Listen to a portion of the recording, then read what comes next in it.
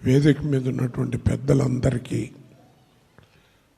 వేదిక ముందున్న విఘ్నులైనటువంటి ప్రేక్షక మహాశైలందరికీ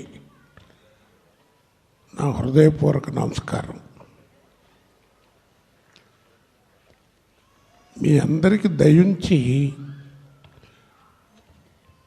జంధ్యాల గారి కామెడీ అనకండి సార్. జంధ్యాల గారి కామెడీ కాదు, ఆయన చేసింది హాస్యం.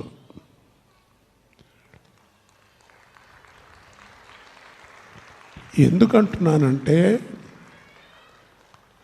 జంధ్యాల గారి యొక్క హాస్యం అంత గొప్పదంటే ఏ వయసు వాడైనా, ఎప్పుడైనా, ఏ టైంలోనైనా, ఎవరితోనైనా, ఎవరైనా సరే చెప్పుకోదగ్గటువంటి ఇన్సిడెంట్లు ఉంటాయి తప్ప ఇప్పట్లాగా ఇది కుటుంబ సహా చూడదగ్గ చిత్రం అని చెప్పుకోరు.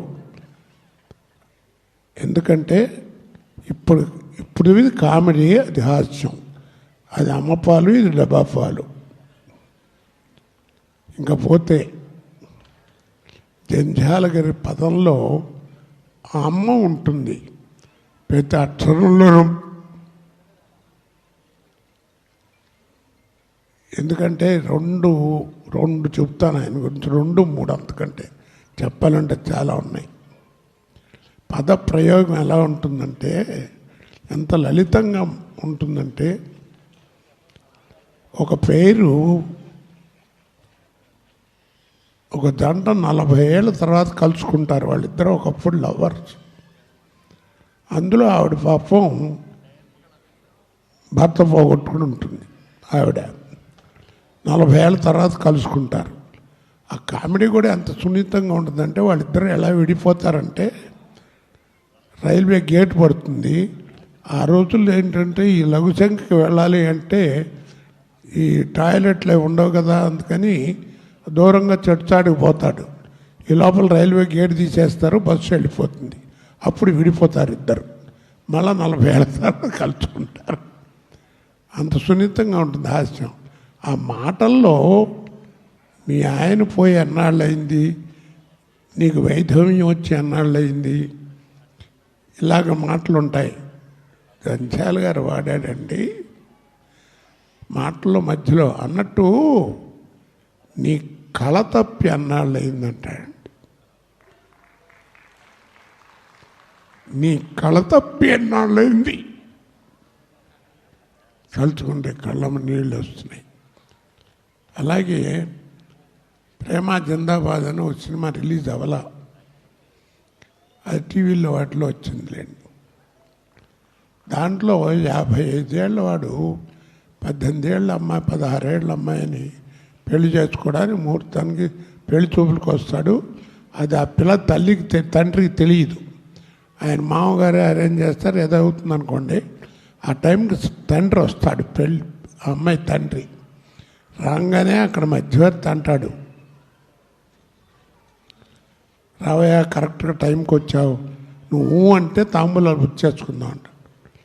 అప్పుడు ఆ తండ్రి చెప్తాడు, జనరల్గా రచయిత అంటే అలాంటి చోట వాళ్ళ ప్రతిభ చెప్పుకోవడానికి మెచ్చుకోవాలని కొంచెం డైలాగులు ఒక హాఫ్ పేజ్ అన్నా రాస్తారు. జంధ్యాల గారు 3 ముక్కలు చెప్తాడు. ఆ రోజుల్లో ఈ సినిమా వచ్చి 37, 38 ఏళ్ళు. ఈ దేశంలో మధ్యతరగతి మానవుడు చేసే పాపం ఏదన్నా ఉంటే ఆడపిల్లని కంటాం.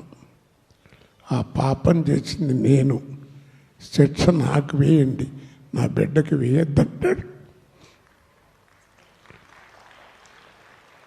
ఆ పాపం చేసింది నేను, శిక్ష నాకు వేయండి, నా బిడ్డకు వేయకండి అంటాడు. అలాగా 1, 2 ఎన్ని చెప్పుకోవాలి. ఇది హాస్యం. ఈ జీవితంలో కూడా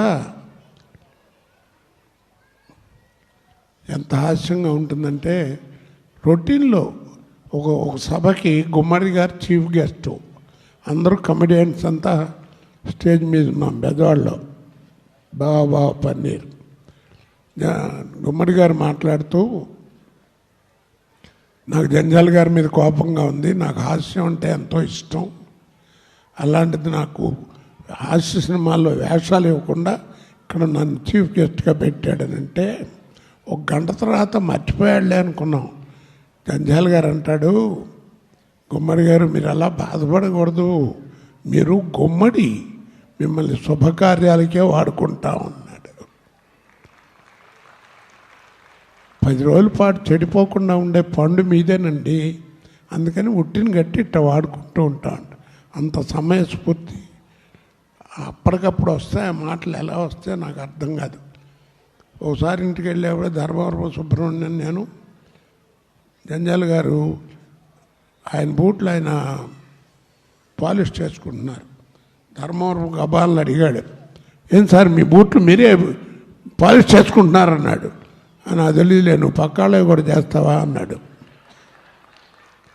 అంత నిర్జీవ స్పాంటేనియస్గా మాట్లాడేటువంటి మాట అలా వస్తుంది ఆయనకి.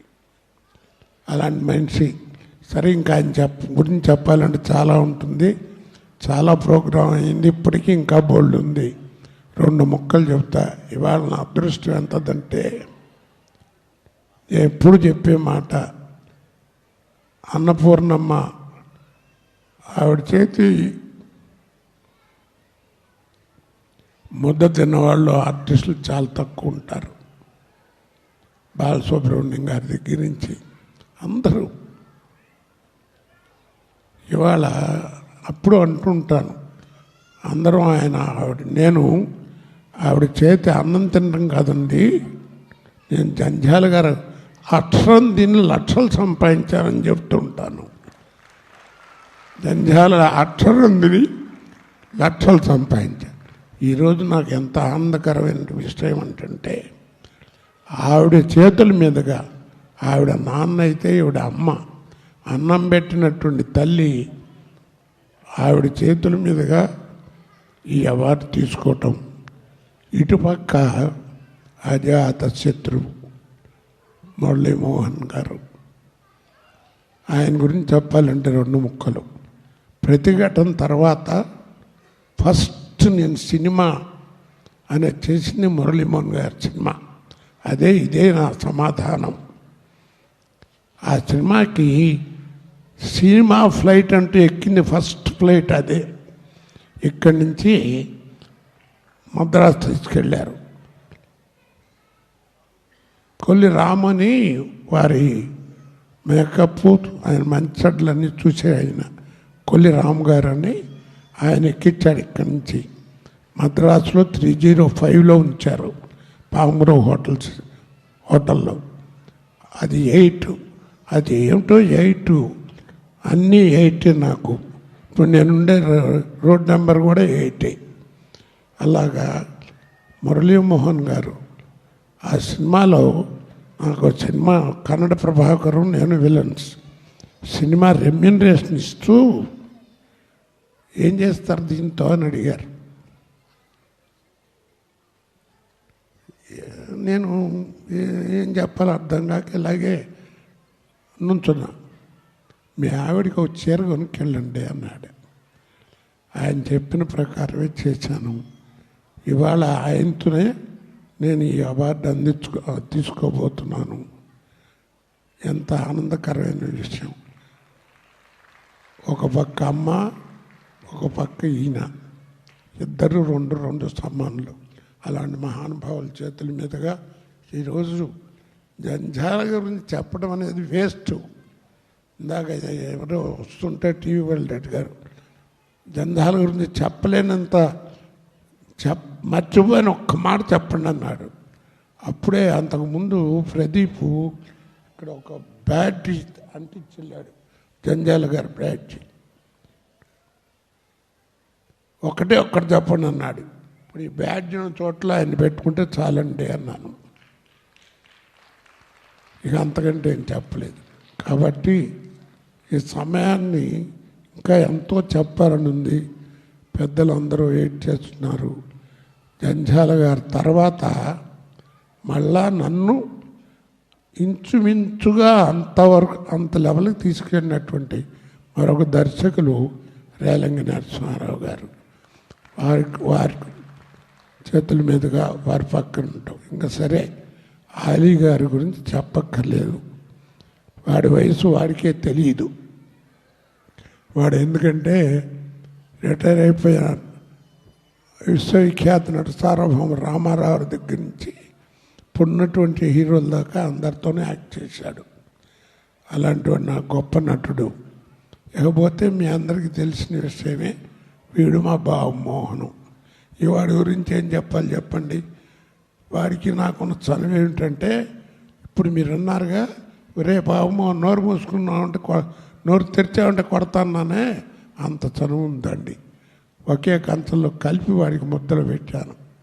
అలాంటి ఈ సమయాన్ని మర్చిపోకుండా నా జీవితంలో ఇది ఒక గొప్ప సంఘటనగా భావిస్తూ మీ అందరికీ నా శిరస్సు వంచి నమస్కారం చేసుకుంటూ సెలవు తీసుకుంటున్నాను.